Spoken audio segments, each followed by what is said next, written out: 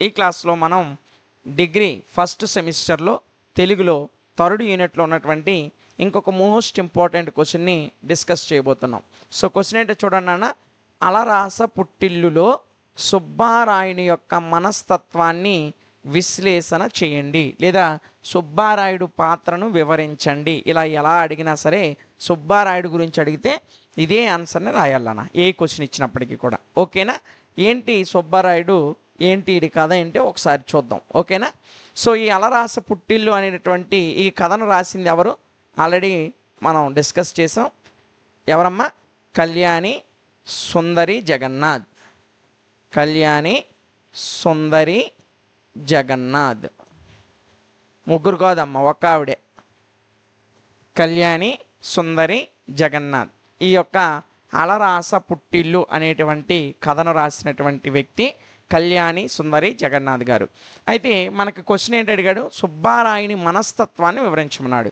So ఈ అలరాస పుట్టిల్లు అనేటువంటి కథలో ప్రధాన పాత్ర ఎవరిదంటే సుబ్బారాయుడిదే. ప్రముఖమైనటువంటి క్యారెక్టర్ ఎవరిదమ్మా? సుబ్బారాయుడిది. ప్రధాన పాత్ర ఈ సుబ్బారాయుడిది.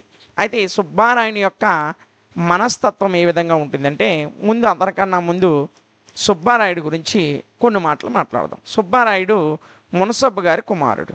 ఎవరి కొడుకమ్మా? మునసబ్బు, ఆ ఊరి పెద్ద అయినటువంటి మునసబ్బు గారి పెద్ద కుమారుడు. మునసబ్బు గారి పెద్ద కుమారుడు.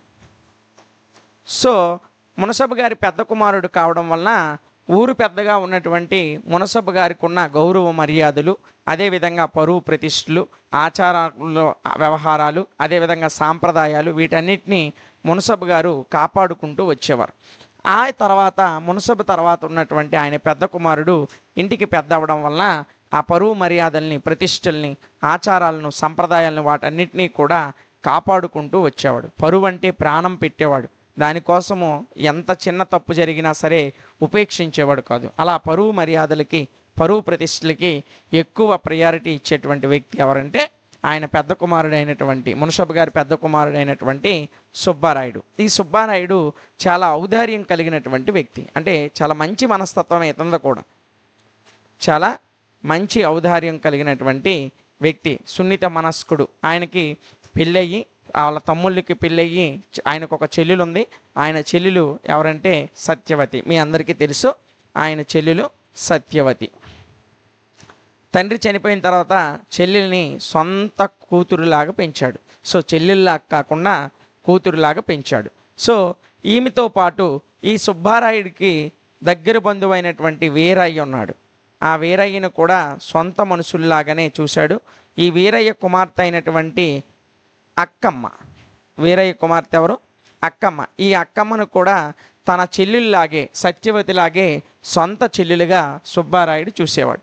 ఆమె యొక్క బాగోగుల్ని, ఆమె యొక్క మంచి చెడ్డలను కూడా సత్యవతిని ఏ విధంగా అయితే చూసేవాడో అక్కమ్మని కూడా సుబ్బారాయుడు అదే విధంగా చూసేవాడు. తన ఇంట్లో ఉన్నటువంటి తన దూర బంధువైన వీరయ్యను కూడా తన సొంత మనుషుల్లాగా, తన సొంత కుటుంబ సభ్యుల్లాగా సుబ్బారాయుడు చూసేవాడు. ఇది సుబ్బారాయుని యొక్క మనస్తత్వం. అదేవిధంగా ఈ సుబ్బారాయుడు గురించి ఇంకా మనం మాట్లాడుకుంటే, సుబ్బారాయుడు ఔదార్యం కలిగినటువంటి వ్యక్తి, మంచి మనస్తత్వం కలిగినటువంటి వ్యక్తి అని మనం మాట్లాడుకున్నాం. గ్రామంలో తండ్రి తర్వాత గ్రామ పెద్ద అయినటువంటి సుబ్బారాయుడు ఆ గ్రామంలో ఆయన ఇంట్లో ఉన్నటువంటి పని మనిషి, ఆయన ఇంట్లో ఉన్నటువంటి పని మనిషి తన భార్యను కొడితే ఆయన చెంప చెల్లు మనిపించేటట్లు కొట్టాడు. సో పని మనిషి, ఆయన దగ్గర పనిచేస్తున్నటువంటి పని మనిషి భార్యను కొడితే ఆయన ఆ యొక్క పని మనిషి యొక్క అతని చెంప చెల్లు మనిపించాడు. అలా చెంప మీద కొట్టడమే కాకుండా ఆ తర్వాత అతన్ని పిలిచి కొంత డబ్బు ఇచ్చి ఎప్పటికీ భార్యను కొట్టకు అని చెప్పి మందలించేటువంటి గొప్ప మనసున్న వ్యక్తి. అంటే భార్యను ఎందుకు కొట్టావని కొట్టాడు. కొట్టడం వల్ల పని మనిషి ఎక్కడ బాధపడ్డాడని చెప్పి తర్వాత పిలిచి కొంత డబ్బు ఇచ్చి ఎప్పుడు భార్య మీద చేయి చేసుకోకు అని చెప్పి హితబోధ కూడా చేశాడు. ఇంకా ఆ ఊర్లో దొంగతనం చేస్తూ ఉన్నటువంటి ఒక కుటుంబం ఉంది. ఆ కుటుంబమే చంద్రమ్మ కుటుంబం. ఆ కుటుంబం ఎవరమ్మా? చంద్రమ్మ కుటుంబం. ఇలా దొంగతనంతో ఉన్నటువంటి చంద్రమ్మ కుటుంబాన్ని పరువు కలిగినటువంటి, పరువు గల ఒక గొప్ప కుటుంబంగా ఈ యొక్క సుబ్బారాయుడు మార్చాడమ్మ. ఎలా అంటే చంద్రమ్మ ఇంకొకరితో మాట్లాడుతుంది అని చెప్తే ఆమె తల నరికేయమని కూడా చెప్పినటువంటి మనస్తత్వం కలిగినటువంటి వ్యక్తి సుబ్బారాయుడు. అలాంటి తప్పుడు పని చేయొద్దు, పరాయి పురుషుడితో మాట్లాడకూడదు అని చెప్పి వాళ్ళకు కూడా కొంత డబ్బు ఇచ్చి వాళ్ళని ఆర్థికంగా ఎదిగి ఆ గ్రామంలో పరువు గల కుటుంబంగా మార్చాడు. అంత గొప్ప వ్యక్తి సుబ్బారాయుడు. ఇంకా చెప్పాలంటే సుబ్బారాయుడు పశువుల పట్ల కూడా జాలి దయ కలిగినటువంటి వ్యక్తి. ఆయన ఇంట్లో ఉన్నటువంటి పశువులు వయసు అయిపోయి ముసలవైపోయి పని చేయలేని స్థితిలో ఉన్న వాటిని కూర్చోబెట్టి వాటికి దానా వేసి వాటి మీద జోరేగలు చిన్న చిన్న ఈగల వాటిని బాధపరుస్తున్న ఆ ఈగలను తోలుతూ ఉండేవాడు. పశువులను కూడా కన్నబిడ్డలుగా చూసుకునేటువంటి మనస్తత్వం సుబ్బారాయుడిది. అయితే ఈయన ఇంట్లో వాళ్ళైతేనేమి ఊర్లో వాళ్ళైతేనేమి అందరూ నా మాటే వినాలి అనేటువంటి ఒక భావం కలిగినటువంటి వ్యక్తి. ఊర్లో అందరూ కూడా అతని మాటే వినేవారు. ఇంట్లో అతను వస్తే ఎవరు మాట్లాడేవారు కాదు, అతనికి ఎదురు నిలిచేవారు కాదు, అతనికి ఎదురుగా మాట్లాడాలంటే భయపడేవారు. పశువులు కూడా నా ఆజ్ఞ వినాలి అనేటువంటి మనస్తత్వం కలిగిన వ్యక్తి సుబ్బారాయుడు. సో ఎంత కోపము, ఎంత ఈ ఆవేశము ఉన్నటువంటి సుబ్బారాయుడికి లోపల అంతే ప్రేమ, అంతే జాలి, అంతే దయ కలిగినటువంటి వ్యక్తి. వీటన్నిటికంటే ముఖ్యము పరువు ప్రతిష్టల కొరకు సుబ్బారాయుడు ప్రాణం ఇస్తాడు. అంతే ఎంత మంచోడైతే తండ్రి చనిపోయి ఈయన దగ్గరకు వచ్చినటువంటి చెంగల్వ రాయుడిని ఆదరించి తన తండ్రికి కావలసినటువంటి దహన సంస్కారాలకు కావలసినటువంటి ఖర్చు అంతా చెల్లించి చెంగల్రాయుడిని చేరదీసి తన దగ్గర పనిలో పెట్టుకొని అతనికి పని అంతా అప్పగించి గౌరవ మర్యాదలు కూడా ఇచ్చేవాడు సుబ్బారాయుడు. ఏమిచ్చేవాడు?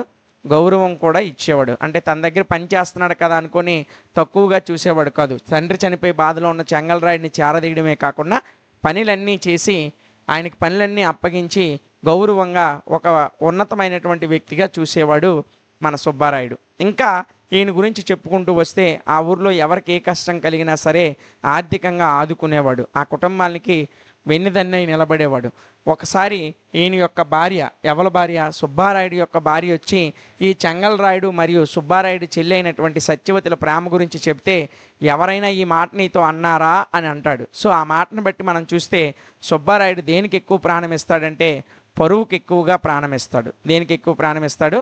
పరువుకి ఎక్కువ ప్రాణం ఇస్తాడు. ఇలా పరువుకి ప్రాణం ఇచ్చినటువంటి సుబ్బారాయుడు ఎక్కడ పరువు పోతుందని చెప్పి తన యొక్క చెల్లిని చెంగల్రాయుడు ప్రేమిస్తున్నాడని తెలిసినప్పటికీ కూడా చెంగల్రాయుడి మీద కోప్పడకుండా కేవలం తన ఊరు వదిలి వెళ్ళిపోమని మాత్రమే ఆదేశిస్తాడు.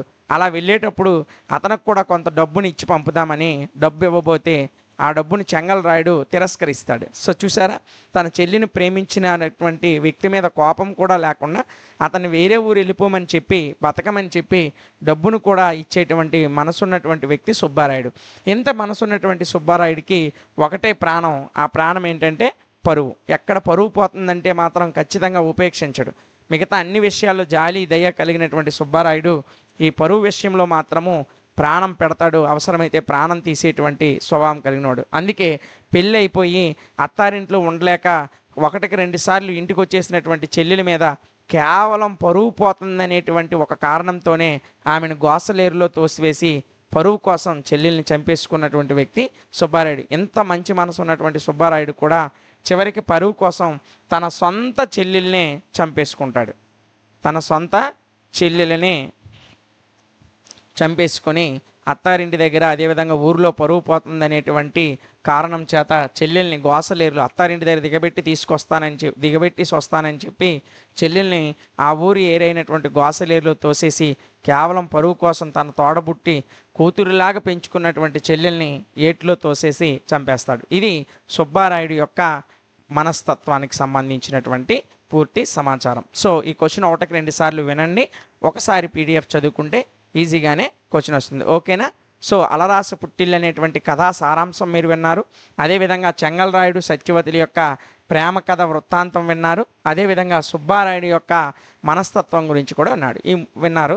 ఈ 3 క్వశ్చన్లు మీరు జాగ్రత్తగా ఒకదాని తర్వాత ఒకటి బాగా వచ్చిన తర్వాత రెండో క్వశ్చన్ నేర్చుకుంటే ఈజీగా ఈ 3 క్వశ్చన్లు మీకు ఒక సింపుల్గా ఒక కథలాగా ఉంటాయి కాబట్టి సులభంగా నేర్చేయగలరు. ఓకేనా? ఈ 3 క్వశ్చన్లో ఖచ్చితంగా ఒక 10 మార్క్స్ క్వశ్చన్, ఒక 5 మార్క్స్ క్వశ్చన్ వస్తుంది. కాబట్టి ఈ యూనిట్ నుంచి థర్డ్ యూనిట్ నుంచి 10 నుంచి 15 మార్కులు ఈజీగా రేపు మీకు ఎగ్జామ్లో వస్తాయి. సో మనం దీంతో థర్డ్ యూనిట్ని కంప్లీట్ చేసుకున్నాం. నెక్స్ట్ క్లాస్లో ఫోర్త్ యూనిట్లో ఉన్నటువంటి మోస్ట్ ఇంపార్టెంట్ క్వశ్చన్స్తో మరలా కలుసుకుందాం. Thank you.